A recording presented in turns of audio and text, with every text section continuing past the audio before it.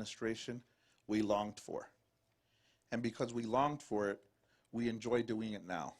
Every day we come to work and want to go and make sure that every citizen of this county, every citizen of this state, and every other state in this country is safe because of the effort and the job that everybody does to make sure that can happen. And again, we couldn't have done it without the support of an administration. Having been there for those 4 years of the Biden administration, I can tell you the morale is at its highest. We've got more applicants for the Border Patrol than we've ever had in the history of the Border Patrol.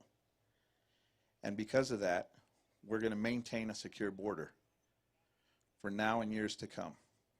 President Trump has laid the blueprint. Secretary Noem has enforced the law. She has rolled it out the way it's supposed to be.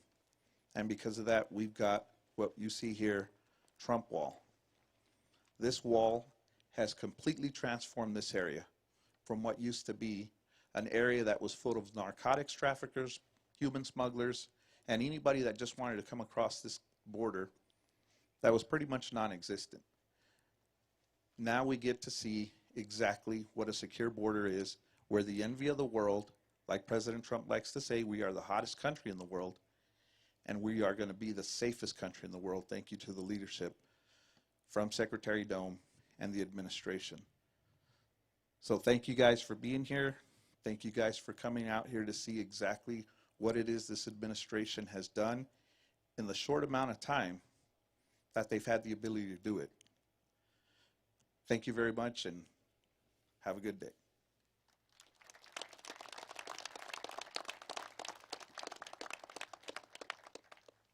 Please welcome Chief of the United States Border Patrol, Mike Banks. Man, good to be back in sunny Arizona. It's been a lot of time out here. I see a lot of familiar faces.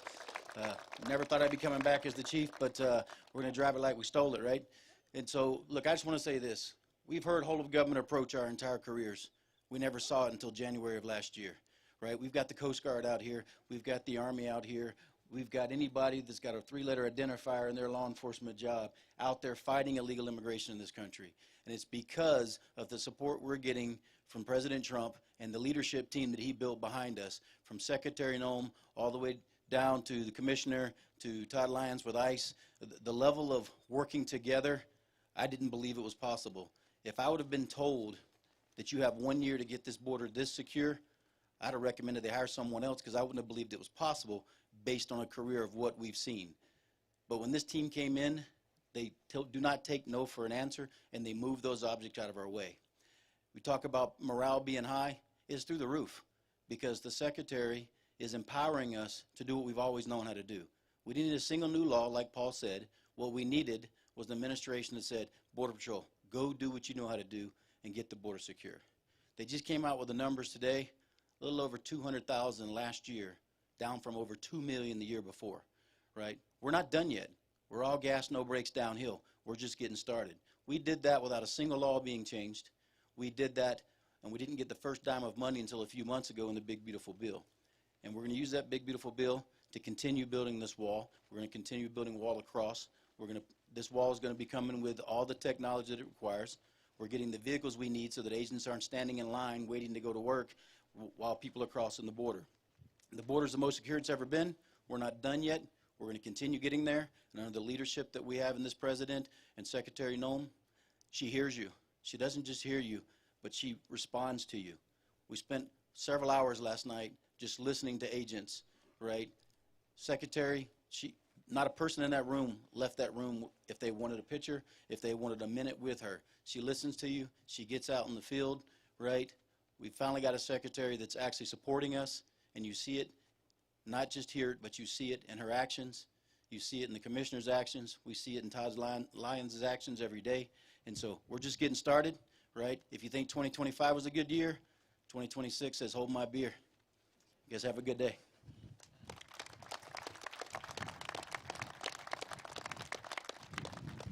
Please welcome senior official performing the duties of the Director of the United States Immigration and Customs Enforcement Agency, Todd Lyons.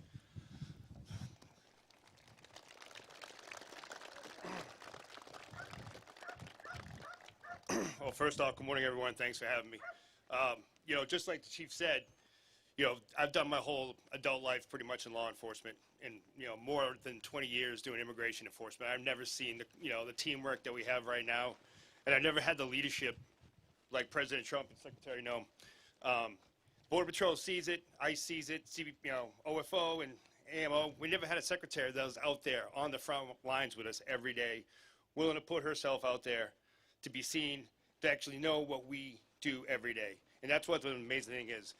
The partnership with the Border Patrol has been amazing. The fact that you all have secured the border so quickly lets us do our job in the interior. And I got to tell you that the men and women of ICE, ERO, Homeland Security Investigations, we value the partnership of having Border Patrol and OFO side by side with us out in the communities now, arresting those bad guys that are finally out there. Chief Paul said it best. We didn't need any new laws. We just had to have the opportunity to enforce the laws we've trained for our whole lives, and that's what we're doing right now. I always say that it was always hard to do law enforcement by executive order. We're not doing that anymore. The executive order we have now from the President and the Secretary is go do your job, and that's what we're doing. And this last year has been remarkable results, but we still have about 1.5 million individuals in this country that have a final order of deportation, and more than 800 of those are serious, serious criminal actors. And the men and women of Border Patrol, the men and women of CBP and ICE are out there every day doing it. And one thing is for sure, not only do the American people appreciate what we're doing, but all these moms and dads and angel families all around the United States that under the last administration had to suffer horrendous losses because of poor policies. But now with Secretary Noem and President Trump at the helm, it's not going to happen anymore. Again, thank you very much for being here.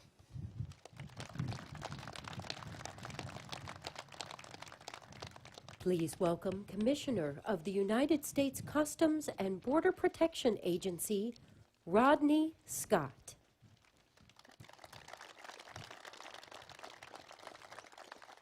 Well, good morning. Well, first, I want to thank everybody for being here today, but I want to especially thank everybody that carries a badge in their wallet or pins it on their chest.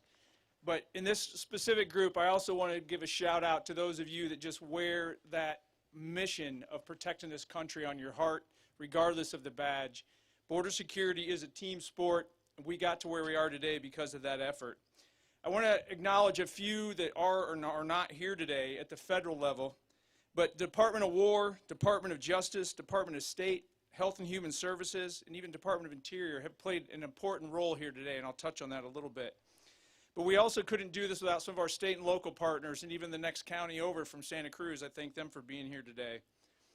But we're here today to celebrate you, but we're also here to celebrate the accomplishments that you made, but it was because of the amazing vision of the President of the United States and his leadership. I want to thank the Secretary for traveling down here today as well, and I think you'll understand how important that is in just a second. But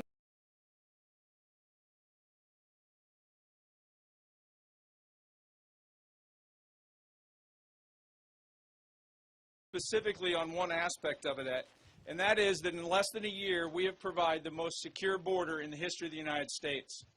And let me caveat that for you. That's not a numbers issue. I spent 5 years of my career patrolling right where you're sitting right now.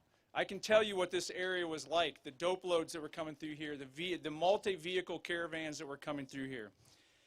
Part of border security isn't just the arrests, it's knowing what's going on. And we have a higher level of situational awareness today on the borders, knowing what's coming into our country than ever before.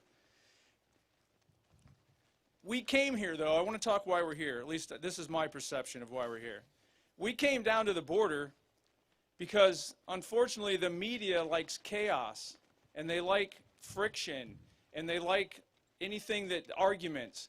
They don't necessarily like to go present or show America a secure community. It's boring to them.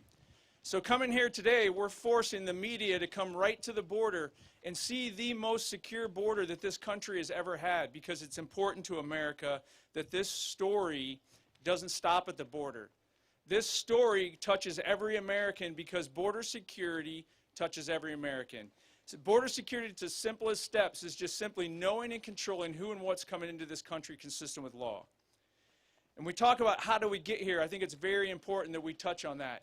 the efforts that every single one of the agents and personnel, military, wherever your background is, that played a huge role, and I'm not discounting that. But I want to highlight from my perspective how we got here. We had a president of the United States that stepped up and said, we're going to put America first. We have a president of the United States that had a vision. We had a president of the United States that spoke with authority. And even before he was inaugurated, as he was building out his team, he sent a very clear message. Border security is national security. It's going to be a priority going forward, and I don't care what the title behind your name is. If you work in the federal government, you're going to support it. And on day one, we took action on that. So those of you that don't know, on day one, we started building a high-performance, low-drag team from every agency that had any nexus with border security and literally started figuring out how to implement the president's strategy. That's how we got here today. And as you've heard from some of the other speakers, no law changed. The big, beautiful bill just started rolling out. It was literally, go do your job, and most importantly, I have your back. And for that, I thank the president, and I thank the leadership of DHS as well. The president simply understood, and still understands, that if we can't control, first off, know, and then control who and what enters our country, we have no national security. So I want to thank him for that. But we're not done. So yes, we're here because the border's super secure, but I also want you to know what that means. This border wall actually makes every single agent more effective. Every investment we in CBP make in infrastructure and technology across all of CBP lets the actual agent, the human being, do things that only the human being can do. Interview the people we catch. Actually do the inspections. Have conversations with people so that we're actually vetting them so we know who and what is coming into our home. That is having a snowball effect to where now we're doing interviews at the border that within minutes that information is being handed off to ICE so that we can find people that snuck into this country or got released by a corrupt prior administration, and we can go get them out of the communities and make this place safer. At the ports of entry, we're doing more inspections than ever before. We're seizing more fentanyl than ever before. Why? Because President Trump understood that chaos provides cover for criminals. And when we reduced the illegal immigration at the border and shut down that chaos, it allowed Border Patrol agents, Customs and Immigration Enforcement agents, DEA, every agency out there to focus on the real threats, the networks that keep bringing these threats to us. We've just begun. We've got a lot to go. We've got a lot to do, but we're building border wall at an unprecedented pace, as the chief mentioned. We're rolling out technology. And most of all, we're hiring more Border Patrol agents and more officers to make sure that we provide America the border security that they deserve. I just close out how I started. Thank you, President Trump. Thank you, leadership within DHS. We're a long ways, but we are locking in this border security for generations to come before this administration is over. And every one of you in the audience plays an important role in that. Thank you.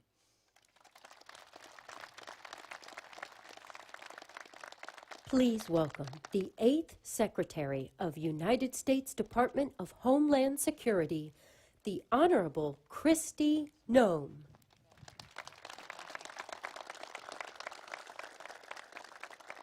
Well, good morning. It is so wonderful and such an honor for me to get to come here and spend some time with all of you.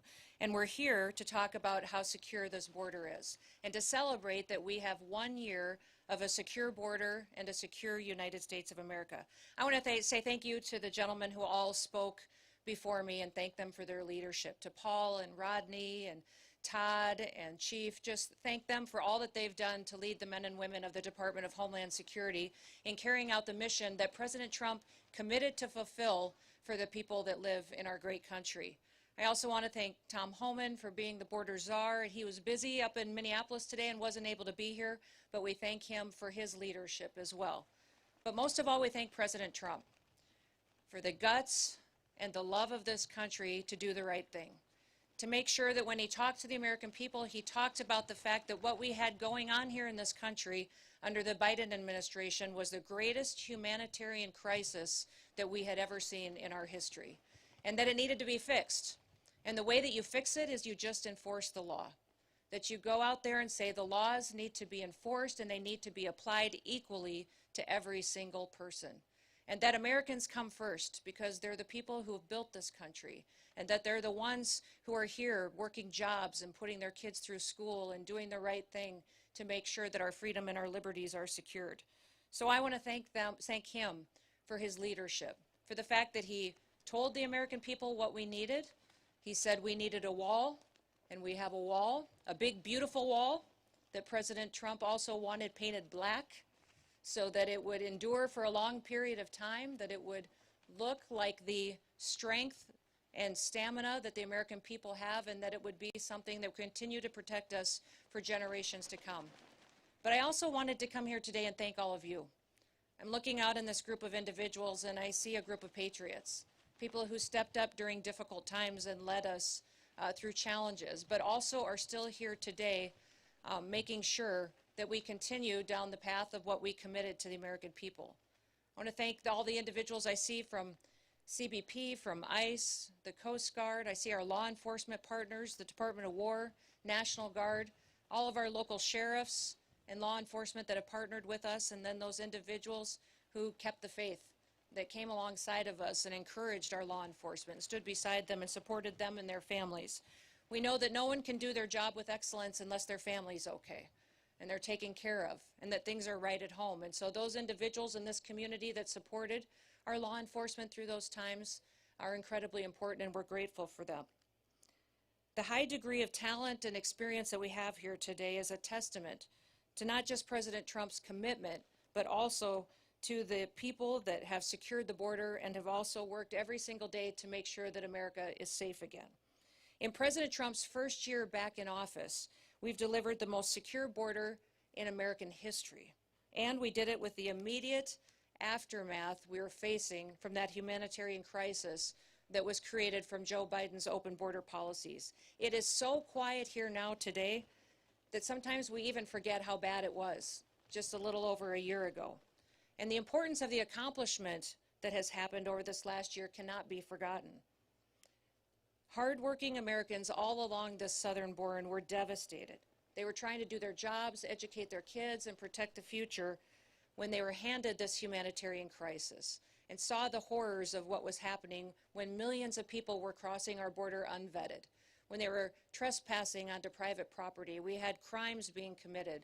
We saw women and children being trafficked, people dying, and crimes continued to be perpetuated as people were allowed to come into the country unvetted and unstopped. You know, yesterday I was in Eagle Pass, Texas, and I had the chance to tour the border, not just with our Border Patrol agents, but also with the Texas National Guard and the Texas Department of Public Safety.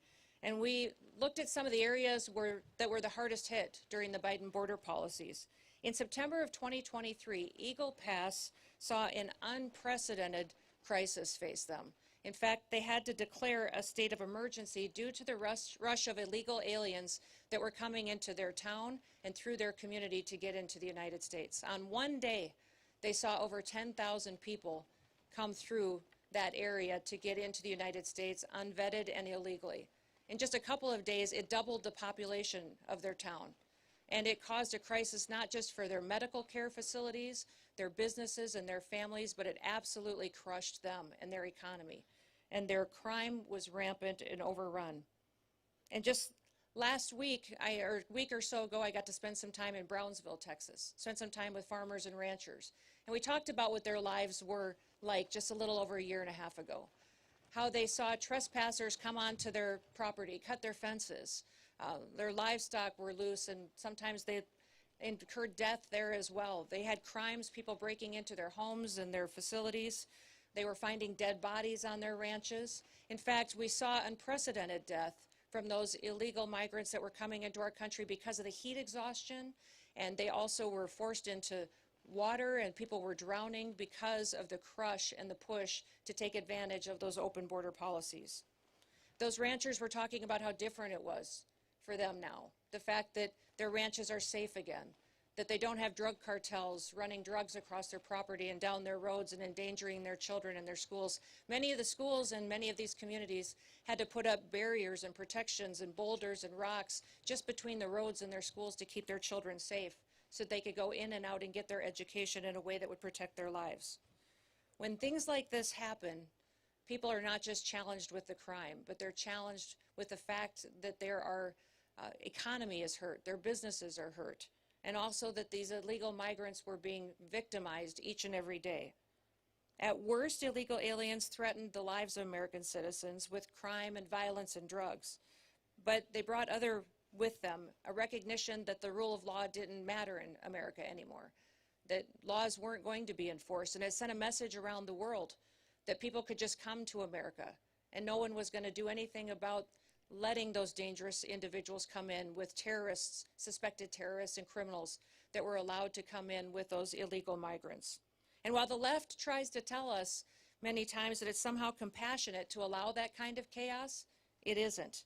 It was dangerous, not just on this side of the border, but on the Mexican side of the border as well. We saw many of those illegal migrants not be able to survive the brutal terrain. They didn't survive the river crossing.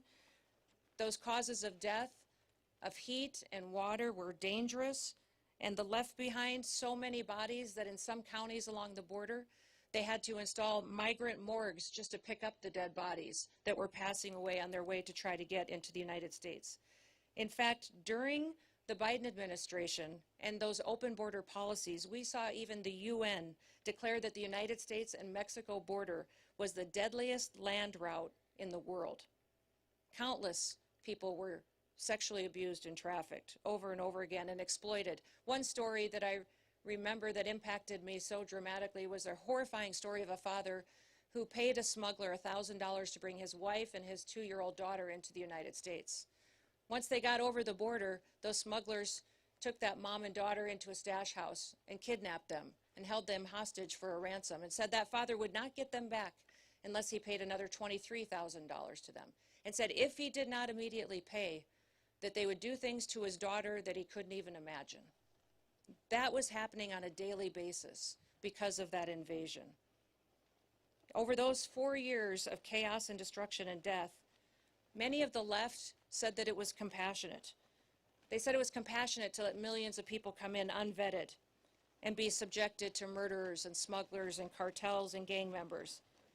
Was it compassionate to make Americans share their communities with criminals?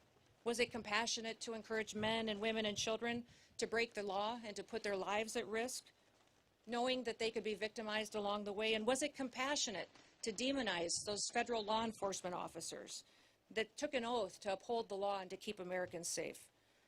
You know, the left and Democrats dare to harass, threaten, and dox our officers, assault the men and women of the Department of Homeland Security and our federal law enforcement. And they try to say that enforcing our immigration laws and arresting and deporting illegal criminals and violent criminals is inhumane. Well, what about the victims of that illegal crimes? What about the flow of drugs that were coming over our border and killing our next generation of Americans? What about the Angel families who lost someone that they dearly love, that they'll never have back again and don't have a future with? They don't talk about the Laken Rileys, the Jocelyn Nungarys. They don't talk about the Rachel Morans. And they don't talk about the thousands of Americans that we've lost to drug overdoses and to poisonings. In fact, the flow over this border of illegal fentanyl has been cut in half since President Trump has been in office. And since he has secured this border and built this wall, 56% of the fentanyl has stopped coming into our country and saved millions of lives. The Democrats and the left say that compassion was that invasion, was that humanitarian crisis. But President Trump says that compassion is taking care of people. Joe Biden and his policies during those 4 years lost 450,000 children. Many times they placed them with sponsors that abused them, that trafficked them. The government paid people to take our children and to traffic them. Since President Trump's been in office, we've located 145,000 children that were lost, and we're not going to stop till we find every single one.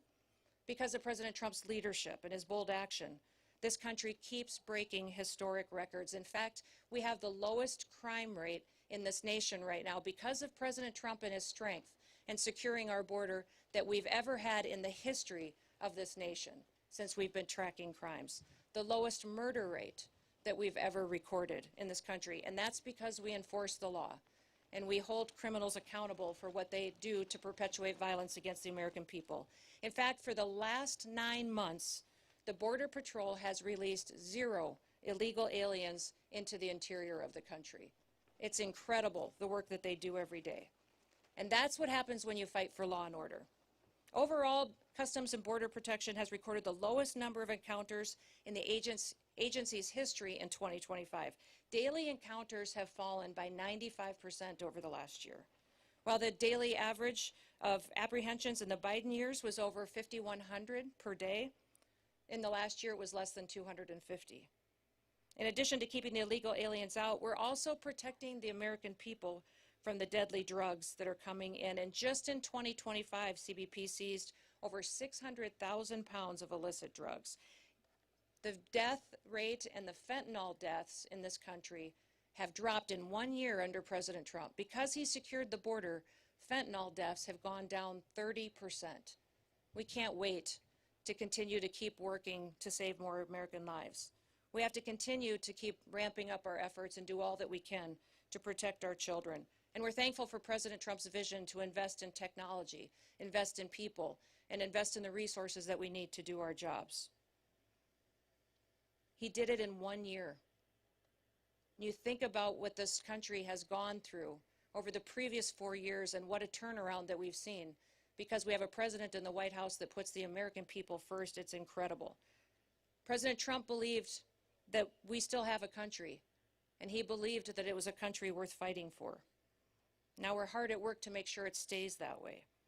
And when the American people put President Trump in the White House, they said enough is enough. They chose him, they chose law and order, they voted to build the wall, they voted to send President Trump back to the White House. And it reminds me of John Adams.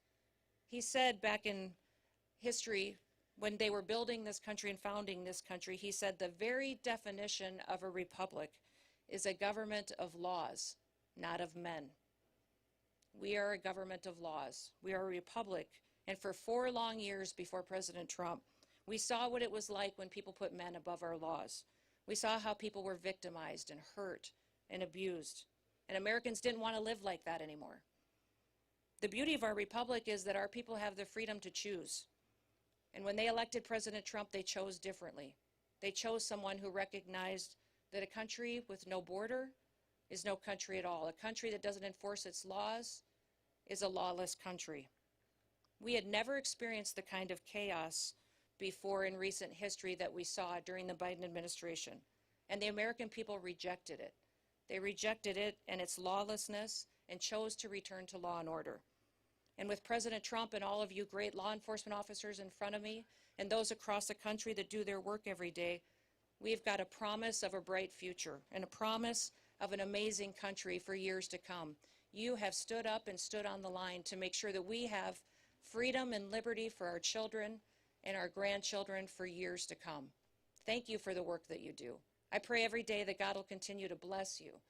Bless the work that you set your hands to and your families. They'll continue to bless this great country so that we would know that we are all Americans and we're all here. The rest of the world follows America because we are the ones that provide the hope and the future for what the entire world should be. So may God bless you, and thank you so much for being the great Americans that you are. Thank you.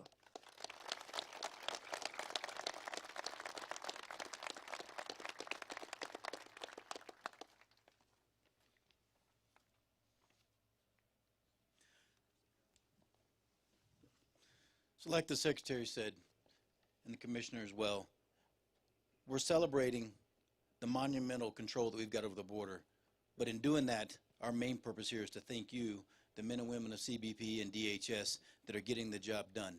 We can provide you all the policies, the money, the protection, the coverage, but you have to go out there and deliver on it. And so I know that most of us say we don't need to thank you, we don't need an award, but it brings me great pleasure to be able to give an award. It gives me extreme pleasure to be able to do it in a sector that played such a huge part in my career and my development as a leader. And so with that, if I can have Agent Jack Gamblin step up.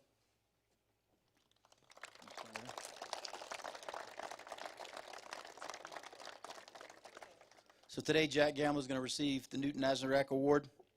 I'm going to read to you why he's receiving that award. On June the 19th of 2024, Border Patrol Agent Jack Gamblin was critical in the apprehension of a Tucson homicide subject who shot at himself and other law enforcement officers in the Bryan Terry Station's area of operation. Responding to the area, Gamblin found the suspect vehicle speeding his direction while the suspect was firing at Agent Gamblin.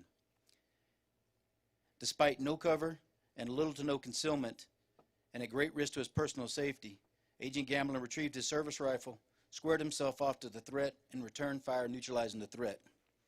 BPA Gamblin's exceptional courage and action went above and beyond the call of duty, reflecting the highest credit upon himself and the United States Border Patrol. Agent Gamblin, if you can come over.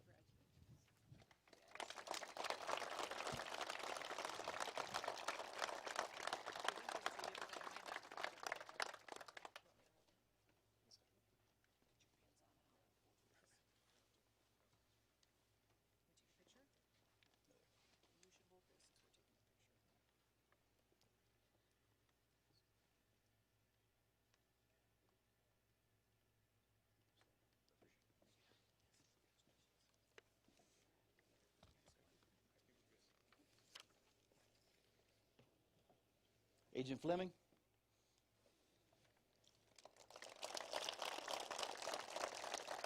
And Agent Gundry. Agent Fleming and Agent Gundry will also be receiving the Newton Nazareth Award. On Thursday, February the 20th of 2025, Border Patrol agents Brandon Fleming and Bryce Gundry witnessed a devastating head-on collision that resulted in both vehicles being engulfed in flames. At tremendous personal risk to themselves, they selflessly dove into the wreckage, pulling the trapped civilians to safety and ultimately saving their lives. BPA Fleming's and BPA Gundry's actions, heroic actions, exemplify the core values of the United States Border Patrol and stand as a testament to their courage, selflessness, and unwavering commitment to protecting others. BPA Fleming and BPA Gundry went above and beyond the call of duty. Their bravery brought great credit upon themselves and the United States Border Patrol.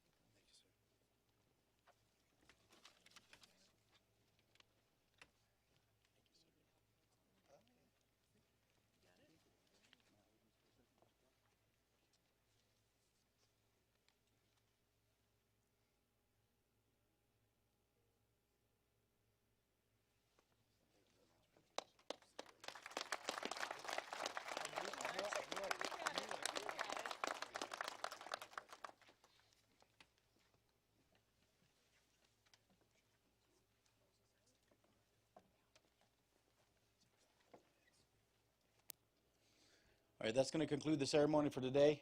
I know that some of you are going to stick around for some pictures afterwards, but outstanding work. Again, nothing brings me greater pleasure than coming back home. I was driving down here passing Rancho La Migra, and I'm like, man, this brings back some memories. Passing the I-19 checkpoint, got many loads with K9 Jarno up there, and then these hills. I remember when we had no wall down here, right? And I went to the checkpoint for about 6 months, and I come back down here, and I couldn't recognize the place anymore. I got lost, right? And so hopefully you all get lost as we continue to build the wall. Anyway, thank you very much, and again, we really appreciate all the hard work you guys are doing. Outstanding work. 2026, here we come. All right. Sam put your name at the top of his list, and the Statue of Liberty started shaking her fist, and the eagle will fly, and it's gonna be here when you hear Mother Freedom start ringing her bell, and it'll feel like the whole wide world is raining down on you. Brought to you courtesy of